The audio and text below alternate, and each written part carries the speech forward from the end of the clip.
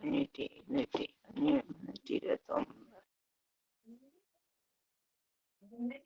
ശ്രീ സായിരാം. അന്തശ്ശോചയജ്ഞത്തിന്റെ 329 ഭാഗത്തിലേക്ക് എല്ലാവർക്കും സ്നേഹപൂർവ്വം സ്വാഗതം നേരുന്നു. ഇന്ന് നമുക്ക് വേണ്ടി ഹോസ്റ്റ് ചെയ്യുന്നത് ശ്രീമതി സംഗീത കാസർഗോഡാണ്. നമുക്ക് വേണ്ടി അനുഭവങ്ങൾ പറയുന്നതും ഭജന പാടുന്നതും സുലേഖയാണ്. ശ്രീമതി സുലേഖയ്ക്ക് ഫ്ലുവന്റ് ആയിട്ട് വായിക്കാൻ വയ്യാത്തതുകൊണ്ട് സുലേഖയ്ക്ക് വേണ്ടി ഇന്ന് ഞാനാണ് വായിക്കുന്നത്. ജയസായിരാം. മനസ്സാക്ഷി ധരിക്കട്ടെ. ശ്രീ സത്യസായി വാണി ഭാഗം 21 ഒരധ്യായമാണ്. ഒരു മനുഷ്യനല്ലാതെ മറ്റാർക്കും മനുഷ്യരൂപങ്ങളിലുള്ള ഈശ്വരനെ മനസ്സിലാക്കുവാൻ സാധിക്കുകയില്ല. അതുകൊണ്ട് മനുഷ്യരൂപം തന്നെ ഈശ്വരൻ തിരഞ്ഞെടുത്തുകൊണ്ടാണ് അവതരിക്കുന്നത്. ദൈവം മനുഷ്യരൂപേണ എന്നാണ് പറയപ്പെടുന്നത്.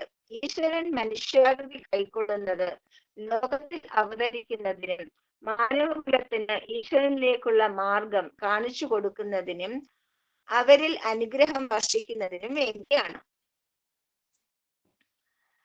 മനുഷ്യനും ഈശ്വരനും മനുഷ്യാകൃതിയിൽ. ഈ പ്രകൃതി മുഴുവനും ജ്വലിക്കുന്ന ഒരു അഗ്നിഗോളമാണ്, ഊർജമാണ്. ഈ അഗ്നി ഉള്ളിലും പുറത്തും സ്ഥിതി ചെയ്യുന്നു. അതുപോലെ ദിവ്യാത്മതത്വം എല്ലായിടത്തുമുണ്ട്. പരമാണു മുതൽ അതിബൃഹത്തായ നക്ഷത്രം വരെ ഈ പ്രപഞ്ചത്തിൽ ആകമാനം ഈശ്വരൻ വസിക്കുന്നു. ദിവ്യശക്തി സൃഷ്ടിയിലെ എല്ലാത്തിലും അടങ്ങിയിരിക്കുന്നു. മനുഷ്യന് മാത്രമേ ഈ ശക്തിയെ തിരിച്ചറിയുവാനുള്ള കഴിവുള്ളൂ. പക്ഷേ അത് അറിയുവാൻ ശ്രമിക്കുന്നതിനിടയിൽ അവൻ പ്രാകൃതമായ ഒരു രൂപം സൃഷ്ടിക്കുവാനും അവന്റെ മതക്രമത്താൽ അതിനെ ഈശ്വരനെന്ന് കരുതുവാനും ഇടയുണ്ട്. ഇനി ലോകം, സമൂഹം തുടങ്ങിയ അനവധി വസ്തുതകളെ കുറിച്ച് ആശ്ചര്യജനകമായ ശാസ്ത്രീയ പ്രഭാഷണങ്ങൾ നടത്തുവാൻ ഒരാൾക്ക് സാധിക്കും. അയാളുടെ ആശയങ്ങൾ യുക്തിയുക്തവും വിശ്വസനീയവുമായി കാണപ്പെട്ടേക്കാം. മനുഷ്യരൂപധാരിയായ ഈശ്വരന്റെ പ്രകൃതത്തെ കുറിച്ച് വിഭിന്നമായ വിശദീകരണങ്ങൾ നൽകിയേക്കാം. പക്ഷേ ഇവയെല്ലാം തന്നെ ഭാവനയുടെ ഫലങ്ങളാണ്, അല്ലാതെ യഥാർത്ഥമല്ല. ഒരു വാഗ്മിയായ പണ്ഡിതൻ ഈശ്വരനെ വർണ്ണിക്കുവാൻ ശ്രമിക്കാം. പക്ഷേ ഈശ്വരന്റെ യഥാർത്ഥ പ്രകൃതത്തെ പൂർണ്ണമായി ആരും മനസ്സിലാക്കിയിട്ടില്ല. മനുഷ്യന് മാത്രമേ മനുഷ്യരൂപം പൂണ്ട ഈശ്വരനെ അറിയുവാൻ സാധിക്കൂ. മറ്റാർക്കും തന്നെ അതിനെ മറ്റെന്തെങ്കിലും രൂപത്തിൽ കാണുവാനോ വർണ്ണിക്കുവാനോ സാധിക്കുകയില്ല. ഈശ്വരനെ കുറിച്ചുള്ള ബാക്കി എല്ലാ വർണ്ണനകളും ഊഹോപോഹങ്ങളും ഭാവനയുമാണ്. ഒരു ആനയ്ക്ക് ഈശ്വരനെ ആരാധിക്കണമെന്ന് തോന്നിയേക്കാം. അതിന്റെ പ്രകൃതത്തിനനുസരിച്ച് ഈശ്വരനെ ഒരു വലിയ ആനയായിട്ടേ അതിനെ വിഭാവന ചെയ്യുവാൻ സാധിക്കൂ. അതിന് മറ്റൊരു രൂപവും ഉൾക്കൊള്ളുവാൻ സാധിക്കില്ല. ഒരു എലിക്ക് ഈശ്വരനെ ഭീമാകാരനായ ഒരു എലിയായിട്ട് മാത്രമേ സങ്കല്പിക്കുവാൻ കഴിയൂ.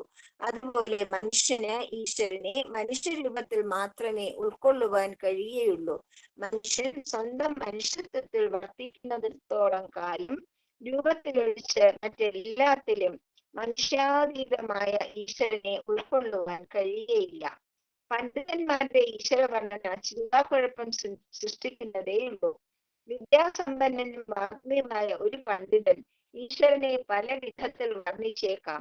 ചിലർ ഈശ്വരനെ അപ്രമേയൻ, മാനസചോരൻ, അതീതൻ, നിർഗുണൻ, ദുർഗ്രാഹ്യൻ, വാക്കിനും മനസ്സിനും അതീതൻ എന്നിങ്ങനെയെല്ലാം വർണ്ണിക്കുന്നു.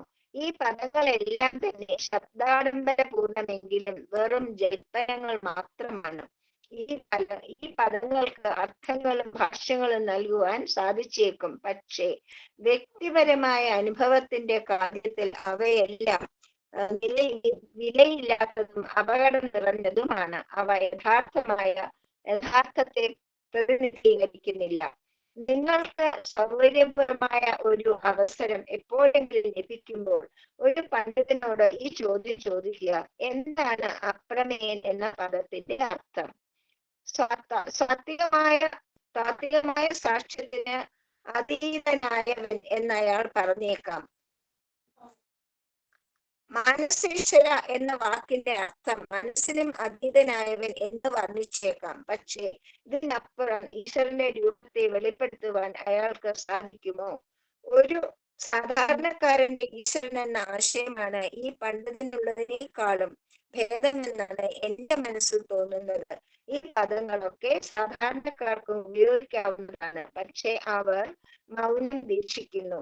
തൽഫലമായി സമൂഹത്തിൽ സമാധാനമുണ്ട്. ഈ പണ്ഡിതന്മാർ നൽകുന്ന വിഭിന്നങ്ങളായ വ്യാഖ്യാനങ്ങൾ സമൂഹത്തിൽ ഭിന്നിപ്പും കലഹങ്ങളും സൃഷ്ടിക്കുന്നു. ഇവ ജനങ്ങളുടെ മനസ്സുകളെ അസ്വസ്ഥമാക്കുന്നു.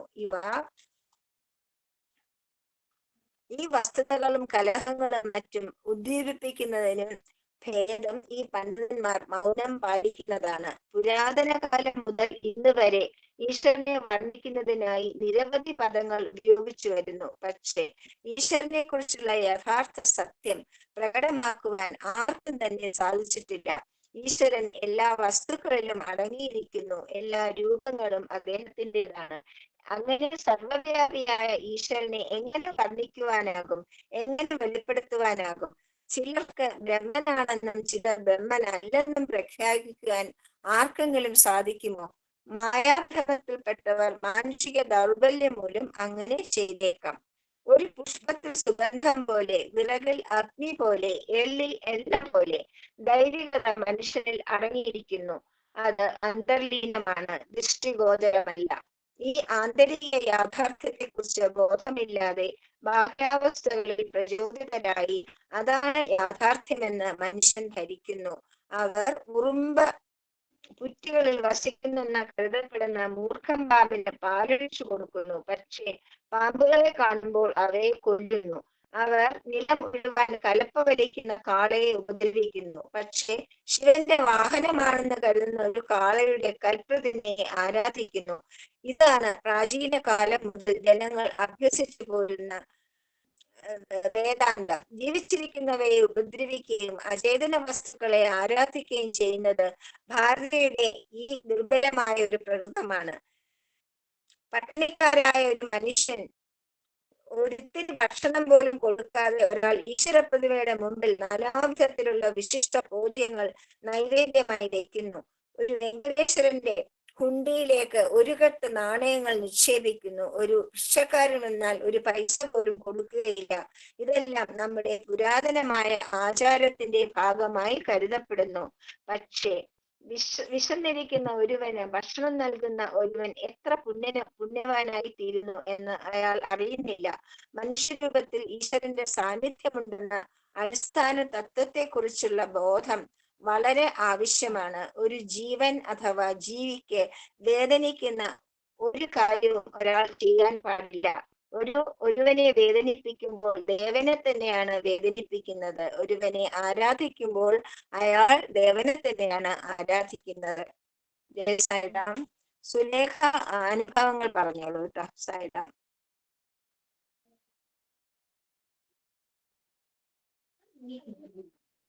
മ്യൂട്ടാണ്. സായിറാം. ഇതിൽ പങ്കുകൊള്ളുന്ന എല്ലാ പേർക്കും ഭഗവാന്റെ നാമത്തിൽ സ്നേഹം നിറഞ്ഞ എന്റെ സായിറാം. പിന്നെ സ്വാമിയുടെ പാദങ്ങളിൽ, ദിവ്യമായ പാദങ്ങളിൽ പ്രണമിച്ചുകൊണ്ട് ഞാൻ എൻ്റെ കടമയിലേക്ക് കടക്കുകയാണ്. സായിറാം. Once again. ഞാൻ എൻ്റെ ഒരു അനുഭവം 2000 ഉണ്ടായ ഒരു അനുഭവമാണ് ഇന്നിവിടെ എല്ലാവരുമായിട്ട് ഷെയർ ചെയ്യാൻ പോകുന്നത്. 1999 ഞാൻ ആദ്യമായിട്ട് ഭഗവാനെ ദർശിക്കുന്നത്. അന്ന് അത് എൻ്റെ ഒരു മഹാഭാഗ്യമായിട്ട്, അതൊരു വിചിത്രമായ ഒരു രീതിയിലാണ് ഭഗവാൻ എനിക്ക് അതിനൊരു അവസരം തന്നത് തന്നെ. അത് കഴിഞ്ഞ് അന്ന് എനിക്ക് ഒന്നും അറിയില്ല, സമിതി എന്താണെന്ന് അറിയില്ല, സേവ അവിടെ സർവീസിന് പോകുന്നത് എന്താണെന്ന് അറിയില്ല, ഒന്നും അറിയില്ല, സംഘടനയെ കുറിച്ചൊന്നും അറിയില്ല. തിരിച്ച് പുട്ടപർത്തിയിൽ നിന്ന് നാട്ടിൽ വന്നതിന് ശേഷം ഞാൻ എങ്ങനെ കാര്യങ്ങളൊക്കെ അന്വേഷിച്ചപ്പോൾ ഒരു കൺവീനറെ പരിചയപ്പെട്ടു. അങ്ങനെ ഞാൻ ആ സമിതിയിൽ, അത് നമ്മുടെ കിളിമാനൂർ സമിതിയാണ്, ട്രിവാൻഡ്രം ഡിസ്ട്രിക്റ്റിലുള്ള കിളിമാനൂർ സമിതിയിൽ ഞാൻ അംഗമായി. അന്ന് മുതൽ ഞാൻ അവിടെ വീട്ടിന് ഏറ്റവും അടുത്തായിട്ടുള്ള ആ ഒരു സമിതിയാണ് ഉണ്ടായിരുന്നത്. എന്നാലും 2 ബസ്സൊക്കെ കയറി ഇറങ്ങണം. ഏതായാലും ഞാൻ പോയി എല്ലാ വ്യാഴാഴ്ചയും ഞാൻ ആ സമിതിയിലെ ഭജനിൽ പങ്കെടുക്കാൻ പോകാറുണ്ടായിരുന്നു. അപ്പൊ ഭജനൊക്കെ വലിയ ഇഷ്ടമായി. പക്ഷേ എന്റെ മനസ്സിലൊരു കുസൃതി നിറഞ്ഞൊരു ചോദ്യം മുളച്ചു തുടങ്ങി. അവിടെ ഒരു ഭജന സ്ഥിരം മിക്കവാറും ആ കുട്ടിയെ ആ ഒരു ഭജന പാടുമ്പോഴൊക്കെ എനിക്കതൊരു അതിലൊരെന്തോ ഒരു എന്റെ മനസ്സിൽ അങ്ങനെ തോന്നി. അതാണ് ആ ഭജന തുടങ്ങുന്നത് എങ്ങനെയാണ്, സുന്ദരവദന സരസിജ നയന ഭക്തിപുരി ഭഗവാൻ. അപ്പോ ഞാനിങ്ങനെ സ്വാമിയെ കണ്ടു. സ്വാമി ഭഗവാനാണെന്ന് ഉറച്ചും എന്റെ മനസ്സിൽ നല്ല അനുഭവമുണ്ട്, അത് ഈശ്വരൻ തന്നെയാണെന്നുള്ളത്. പക്ഷെ എന്നാലും സ്വാമിയെ സുന്ദരവദനൊന്നും അല്ലല്ലോ എന്നുള്ളൊരു ചിന്തയാണ് എന്റെ മനസ്സിൽ വന്നത്. ഇങ്ങനെ അത്ര വലിയ ഭംഗിയൊന്നും സ്വാമിക്കില്ലല്ലോ, സാധാരണ ഒരു ഇതല്ലേ ഉള്ളൂ എന്നെന്റെ ഒരു മനസ്സിൽ അതൊരു എന്തോ നമ്മുടെ മനുഷ്യ വൈകല്യമായിരിക്കാം, അങ്ങനെ എനിക്ക് തോന്നി. ഞാൻ ഓർത്തു സ്വാമിക്ക് അത്ര നിറമില്ല, സ്വാമിയുടെ മൂക്കൊന്നും അത്ര ഭംഗിയുള്ളതൊന്നും അല്ലല്ലോ എന്നൊക്കെ എന്റെ മനസ്സിലിങ്ങനെ തോന്നി. ഇത് കഴിഞ്ഞ് നമുക്ക് ഇങ്ങനെ സർവീസിന്റെ ടൈമായി. ഞാൻ പുട്ടപ്പർത്തിയിൽ സർവീസിന് പോയി. സർവീസ് കഴിഞ്ഞു. പിറ്റേ ദിവസം അന്ന് ഞങ്ങൾ അവിടെ നിന്ന് തിരിച്ചു വന്നില്ല. ടിക്കറ്റ് ബുക്ക് ചെയ്തിരുന്നത് ഒരു ദിവസം കൂടെ അവിടെ നിന്ന് എല്ലാം ഒക്കെ കണ്ടിട്ട് എല്ലാവർക്കും കാണണം, പുതിയ ആൾക്കാരൊക്കെ ഉണ്ടായിരുന്നു. അത് കഴിഞ്ഞിട്ട് വരാമെന്ന് വിചാരിച്ചു. ഒരു ദിവസം കൂടെ എക്സ്റ്റെൻഡ് ചെയ്തിട്ടാണ് റിട്ടേൺ ടിക്കറ്റ് ബുക്ക് ചെയ്തത്. അപ്പം പിറ്റേ ദിവസം അവിടെ നിന്നതെന്ന് ഞങ്ങള് എവിടെയൊക്കെയോ കാണാൻ പോയിട്ട് തിരിച്ചു വന്ന് അവിടെ നോർത്ത് ഇന്ത്യൻ ക്യാൻറ്റീനിൽ വന്ന് ഫുഡൊക്കെ കഴിച്ചിട്ട് പുറത്തിറങ്ങി. ആ പോർട്ടിക്കോയിൽ നിന്ന് വർത്തമാനമൊക്കെ പറഞ്ഞ് നിൽക്കുമ്പോൾ ഞാനൊരു കാഴ്ച കണ്ടു. സ്വാമിയുടെ കുറച്ച് സ്റ്റുഡൻസ്, വൈറ്റ് ആൻഡ് വൈറ്റിൽ വന്ന സ്റ്റുഡൻസ്, അവര് അങ്ങോട്ടും ഇങ്ങോട്ടും ഒക്കെ ഒരു ഹരിബറിയായിട്ട് ഓടുന്നുണ്ട്. ഞാൻ ഒന്നുകൂടെ നോക്കുമ്പോൾ അവരുടെ കയ്യിലൊരു വടം ഇരിപ്പുണ്ട്. അപ്പൊ എന്താന്ന് എനിക്ക് മനസ്സിലായില്ല, ഇതെന്താ ഈ വടം ഇങ്ങനെ പിടിച്ചു. ഞാൻ അടുത്ത് നിൽക്കുന്ന കൂടെ നിൽക്കുന്നവരോട് ഞാനിത് പറഞ്ഞു, അങ്ങോട്ട് നോക്കിയത് കണ്ടോന്ന് വെച്ചു. അപ്പൊ അതിലൊരു മുതിർന്ന ചേച്ചി ഉണ്ടായിരുന്നു, ഒരുപാട് സർവീസ് ഒക്കെ ചെയ്തിട്ടുള്ള ചേച്ചി പറഞ്ഞു, അയ്യോ സ്വാമി വരുന്നുണ്ടായിരിക്കും എന്ന് പറഞ്ഞു. ഉടനെ തന്നെ പിന്നെ പറഞ്ഞു, ഇതേ സ്വാമിയുടെ കാറ് വരുന്നുണ്ട് എന്ന് പറഞ്ഞിട്ട് എല്ലാവരും അങ്ങോട്ട് ഓടാൻ തുടങ്ങി. ഞാനും അവരുടെ കൂടെ ഓടി. അടുത്ത് ചെന്നപ്പോൾ സ്വാമിയുടെ സ്റ്റുഡൻസ് ഞങ്ങളെ തടഞ്ഞു നിർത്തി. വളരെ അങ്ങോട്ട് അടുത്ത് ചെല്ലാൻ സമ്മതിച്ചില്ല. എല്ലാവരും ഇങ്ങനെ ചുറ്റിനും നിന്നു. പക്ഷെ ഞാൻ എങ്ങനെയെന്ന് എനിക്ക് അറിയില്ല. ഞാൻ കാറിന്റെ ഫ്രണ്ടിൽ കൂടെ മറു സൈഡിൽ ചെന്നിട്ട് സ്വാമി ഇരിക്കുന്നു, ഡ്രൈവർ ഇരിക്കുന്നു. ഡ്രൈവറുടെ ലെഫ്റ്റ് സൈഡില് സ്വാമിയുണ്ട്. സ്വാമിയുടെ ലെഫ്റ്റ് സൈഡിലുള്ള ആ ഡോറിന്റെ ചേർന്ന് ഞാൻ നിന്നു അകത്തോട്ട് നോക്കുന്നു. പിന്നെ എന്ത് സംഭവിച്ചു എന്ന് എനിക്കറിയില്ല. കാർ മൂവ് ചെയ്യാൻ തുടങ്ങിയെന്ന് മാത്രം എനിക്കറിയാം. ഞാൻ ഇങ്ങനെ കാണുന്നത് മറ്റെല്ലാം പരിസരം എല്ലാം മറന്നുപോയി. എനിക്ക് ഒരു ബോധവുമില്ല. ഞാൻ കാണുന്ന ഒരു കാഴ്ച ഇതാണ്. ഞാൻ കാറിനകത്ത് സ്വാമിയുടെ മുഖം ഇങ്ങനെ വളർന്ന് അങ്ങ് വലുതായി, കാറ് നിറയെ സ്വാമിയുടെ മുഖമാണ് ഞാൻ കാണുന്നത്. സ്വാമിയുടെ കണ്ണുകള്, സ്വാമിയുടെ മുഖം എന്ന് പറഞ്ഞാൽ അതൊരു പ്രത്യേക നിറമാണ്. ആ നിറം എനിക്ക് പറഞ്ഞറിയിക്കാൻ വയ്യ. ഞാനെപ്പോഴും വിചാരിച്ചിട്ടുള്ള സ്വാമിക്ക് അത്ര നിറമൊന്നും ഇല്ലല്ലോ എന്നായിരുന്നു എന്റെ ചിന്ത. അപ്പോൾ ഞാൻ നോക്കുമ്പോൾ സ്വാമിയുടെ നിറം ഒരു പറഞ്ഞ് നമുക്ക് ശരിക്കും ഡിസ്ക്രൈബ് ചെയ്യാൻ പറ്റാത്തൊരു കളറാണത്. ഏതാണ്ട് നമ്മുടെ ചന്ദനത്തിന്റെ നിറം, വളരെ തേജസ്സാർന്നൊരു നിറം. ആർക്കും ഒരുപാട് വെളുത്ത ആൾക്കാരെയൊക്കെ കണ്ടിട്ടുണ്ട്, പക്ഷെ ആ വെള്ളയൊന്നും അല്ല ഇത് സംതിങ് വെരി സ്ട്രൈക്കിംഗ് ആയിട്ടുള്ള ഒരു വളരെ ആർന്ന ഒരു മുഖം, ഒരു കളറ്. അപ്പൊ അത് കഴിഞ്ഞ് ഞാൻ കാണുന്നത് സ്വാമിയുടെ 2 കണ്ണുകളാണ്. വലിയ കണ്ണുകൾ. ഇങ്ങനെ എനിക്ക് തോന്നിയതല്ല, ഞാൻ കണ്ടത് ഇങ്ങനെയാണ്. എന്റെ കൈപ്പത്തികളുടെ അത്രയുണ്ട് ഓരോ കണ്ണുകളും. സരസിജ നയന, ആ നയനങ്ങള് കാണുമ്പോൾ തന്നെ അങ്ങ് വിടർന്ന് വളരെ എന്താ പറയാ, നമ്മളെ ഇങ്ങനെ തുറച്ചു നോക്കി നമ്മുടെ കുത്തിക്കീറി നമ്മുടെ ടേഴ്സ് ചെയ്ത് ഞങ്ങളുടെ ഉള്ളിലോട്ട് പോകുന്ന ആ ഒരു ലുക്കാണ് സ്വാമി. പക്ഷെ എനിക്ക് ഒരു ഭയമൊന്നും തോന്നിയില്ല. സ്വാമിയുടെ ആ നോട്ടത്തില് ഒരു വാത്സല്യം ഉണ്ടായിരുന്നു, ഒരു മന്ദഹാസം ഉണ്ടായിരുന്നു, എല്ലാം ഉണ്ട്. എങ്കിലും ആ ഒരു നോട്ടം ഭയങ്കര സ്ട്രൈക്കിംഗ് ആയിട്ടുള്ള ആ നോട്ടം, ആ ഉള്ളിൽ കുത്തി പേഴ്സ് ചെയ്ത് അകത്തോട്ട് പോകുന്ന ആ നോട്ടം, അത്രയും ആ കണ്ണിന്റെ ആ കൃഷ്ണമണിയൊക്കെ ഇത്ര ഇങ്ങനെ ജ്വലിച്ചു നിൽക്കുന്ന ആ ഒരു കാഴ്ച, കണ്ണിനെ കുറിച്ച് പറയാതിരിക്കാൻ വയ്യ. അത്ര നല്ല നീണ്ട കണ്ണുകൾ, നല്ല സൗന്ദര്യമുള്ള കണ്ണുകളാണ് ഞാൻ കാണുന്നത്. വലിയ കണ്ണുകൾ, ആ മുഖം, ആ വലിയ മുഖത്തിന് അത്രയും യോജിച്ച കണ്ണുകൾ. അത് കഴിഞ്ഞ് ഞാൻ പിന്നെ ആ മൂക്കാണ് ശ്രദ്ധിക്കുന്നത്. ഭഗവാന്റെ മൂക്കെന്ന് പറയാൻ എനിക്ക് വിഷമമുണ്ട്, നാസിക എന്ന് പറയാം. ഞാൻ നേരത്തെ വിചാരിച്ചിരുന്ന സ്വാമിയുടെ മൂക്ക് ഇച്ചിരി ബ്ലണ്ട് അല്ലേ എന്നൊക്കെ വിചാരിച്ചിരുന്നു. പക്ഷെ ഞാൻ ഇപ്പോ കാണുന്ന ആ മൂക്ക് എന്ന് പറഞ്ഞാല് ഇങ്ങനെ ചെത്തി മിനുക്കി വെച്ചിരിക്കുന്ന രീതിയിലുള്ള ആ ഒരു നാസികയാണ് ഞാൻ കാണുന്നത്. ചിസൽഡ് നോസ് എന്നൊക്കെ പറയുന്നത്, ഷാർപ്പ് ആൻഡ് ചിസൽഡ് നോസ്.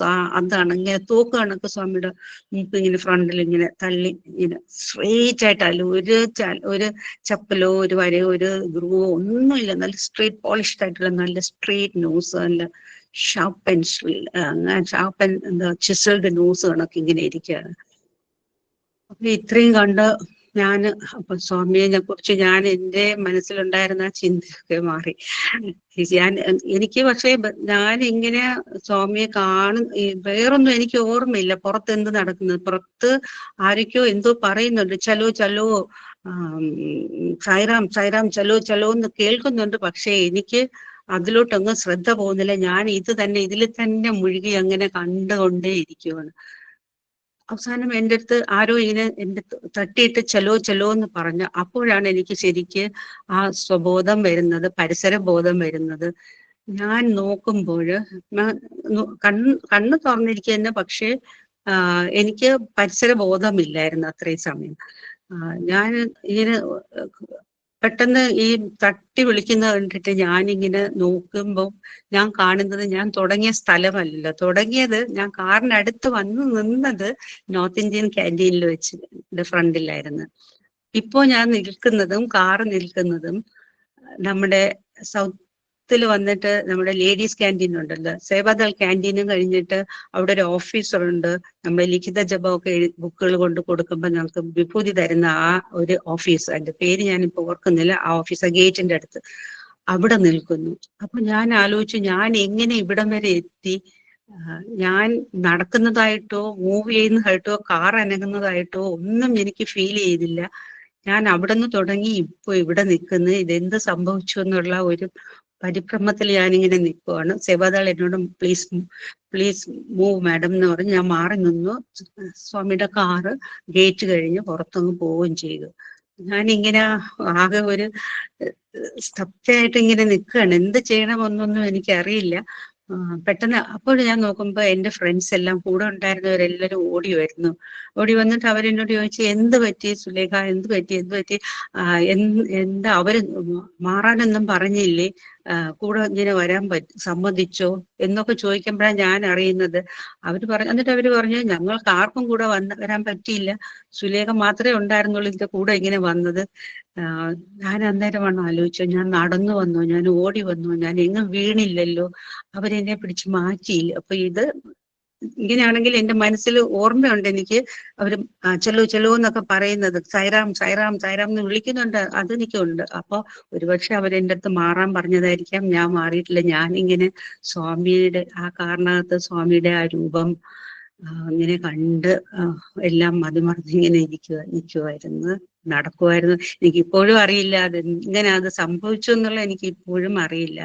ഒരുപക്ഷെ സ്വാമി ഗിവിങ് മീ ഒരു കൊട്ട് തന്നതായിരിക്കും. ഞാൻ ഇങ്ങനെയൊക്കെ ചിന്തിച്ചത് കൊണ്ടൊരു കൊട്ട് തന്നതായിരിക്കും. നമുക്കറിയാം സ്വാമി അന്തര്യാമിയാണ്. നമുക്ക് സ്വാമിയിൽ നിന്ന് ഒളിച്ചു വെക്കാൻ ഒന്നും പറ്റില്ല. നമ്മുടെ ഒരു ചിന്തയുടെ ഒരു കണിക പോലും സ്വാമിയിൽ നിന്ന് നമുക്ക് ഒളിച്ചു വെക്കാൻ പറ്റില്ല.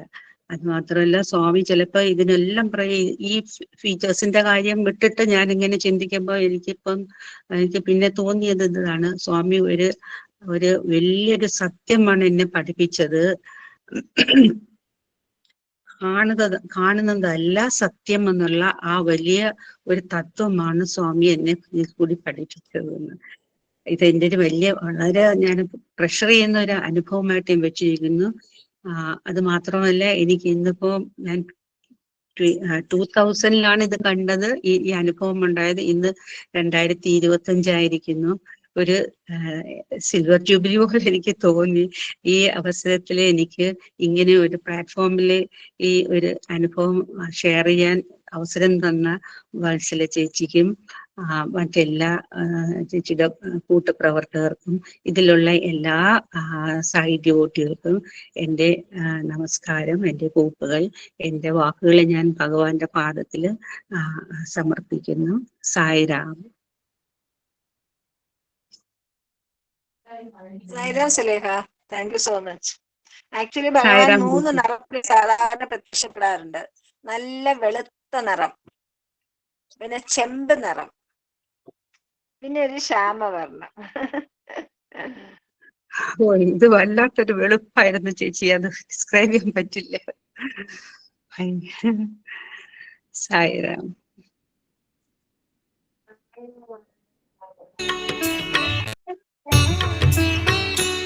దేహంలో ఉండినటువంటి యొక్క సమస్తమైనటువంటి యొక్క అంగములకు సన్నిహిత సంబంధ బాంధవ్యం ఉంటుండాలి.